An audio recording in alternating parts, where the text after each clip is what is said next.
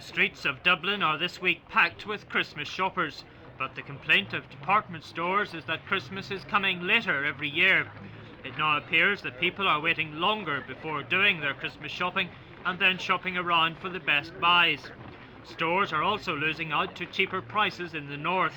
One department store estimates that it's selling only half the number of toys as it did 2 years ago, and that tens of millions of pounds are being lost to the north year after year. And shoppers are being more careful too about what they buy. Again, very practical presents, shirts, knitwear, and certainly all areas of kitchen houseware, practical items, electrical goods, and the money obviously has been well spent and carefully thought out. We will hopefully by Christmas Eve be happy that this Christmas is over, and I would say that we would obviously be affected by the north, there's no question about that. Cross-border shopping is something that concerns you, obviously. Cross-border trafficking, certainly we are very concerned that it is loss of revenue both to ourselves and obviously to the government in collection of VAT. But away from all the gloom, the spirit of Christmas is very much alive and well, and Santa reports that business is booming. There may not be as much money around, but for the children, it's Christmas as usual.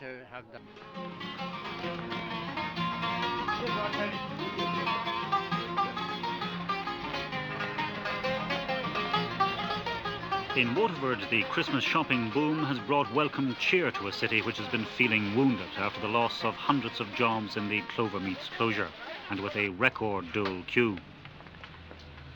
And major stores say that the city is overcoming its woes and spending as well as ever in the Christmas spree. But that money is being spent more wisely, it's generally agreed. Rubbish is out. Presents are practical, household goods, aids to work or study, and so on. And children's toys have to be educational, sturdy, and good value. As a free Santa Claus went on his rounds greeting children and distributing sweets in this store, the manager was preparing for a Christmas rush like no other. The spree, he says, now comes later and is consequently more hectic. This weekend will see the bulk of the shopping done. Quincentennial Galway has had one of its best ever tourist years, but the anticipated Christmas spending spree doesn't appear to be materialising. So far there's been nothing like the hectic week-long spending binges of previous years, and most store owners say they'll be hard-pressed to even match last year's takings. The city has been fortunate to have escaped without any major industrial setbacks in 1984, but the money for luxury goods appears to be in short supply. Although this store says there's a steady trade for really unusual gift items. Food and drink will account for a good deal of the £3 to £4 million being spent here this week. But there'll always be those who have put aside that extra few £100s for that really special gift. And whatever about spending in the shops, 1984 will always be remembered as the year in which people dug deeper into their pockets than ever before to help the needy. All kinds of appeals and gimmicks have been used.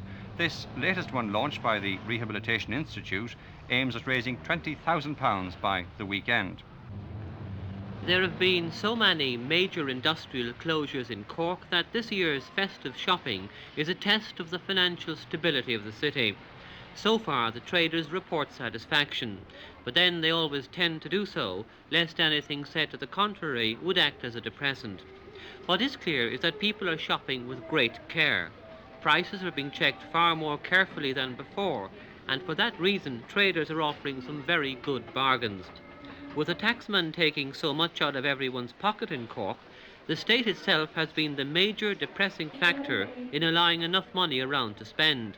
And because there's not a lot of money, there are less jobs.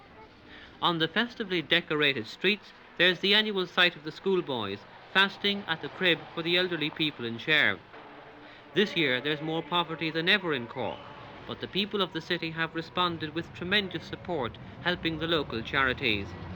With the final hectic weekend of buying ahead, the traders say they'll do well and are confident it'll be a good Christmas, because the people of Cork always look after their own.